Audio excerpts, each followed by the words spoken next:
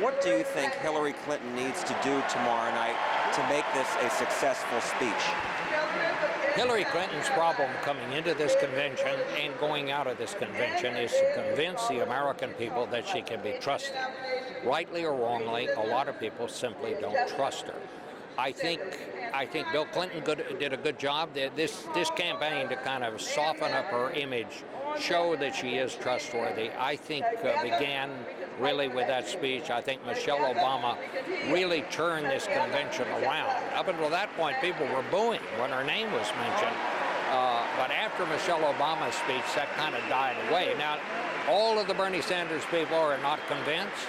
There's going to be a segment of them that I don't know who they're going to vote for, but they're not going to vote for her. But I think most of them, and our surveys seem to show most of them, will vote for Hillary Clinton. But overall, she's got to set the tone, help people understand that she can be trusted.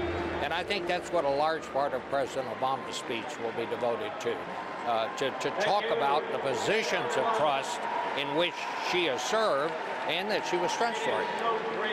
Given the fact that the president is speaking tonight and her husband spoke last night and the first lady spoke, is there any danger that she's going to be overshadowed by them, or is it the fact that she is the first woman to be nominated by a party enough? No, I don't think she will be overshadowed by them at all. But I tell you this, I wonder if what will be remembered from this night will be what Donald Trump said, because this was something historic. Never in American history, as a candidate for political office, ever asked a foreign government, and especially an adversary like Russia, never has he asked him to help him win an election. That just hasn't happened in our history. And I wonder how the American people are going to feel about that. We've heard Donald Trump say some things that we thought he'll never get past that. You know, calling John McCain a loser, calling Megyn Kelly, all that kind of thing. He did. His supporters didn't seem to mind that. But are they willing to go this far with him to side with Russia against the United States? And that's basically what he was asking the Russians to do, help him win. Last week when we met, you told me that the Republican National Convention was the top of your career. How does this one rank? Because there have been some surprises here too, no? I mean, every week there's something different. Every day something happens. I told somebody the other day, if I had $100 for every time I've said this year, man, I never saw anything like this before, I'd be well on the way to managing some kind of hedge fund or something, you know?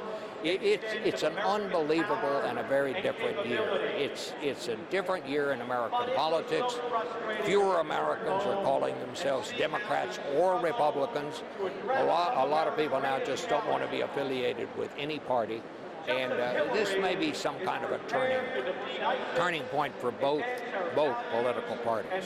Last question I had, and that is, when you look out there, there's so much anger at the government. Look at the Bernie Sanders people. You also look at Trump. And so I'm wondering, if that's the case, if there is that much anger out there, then does that not help Mr. Trump?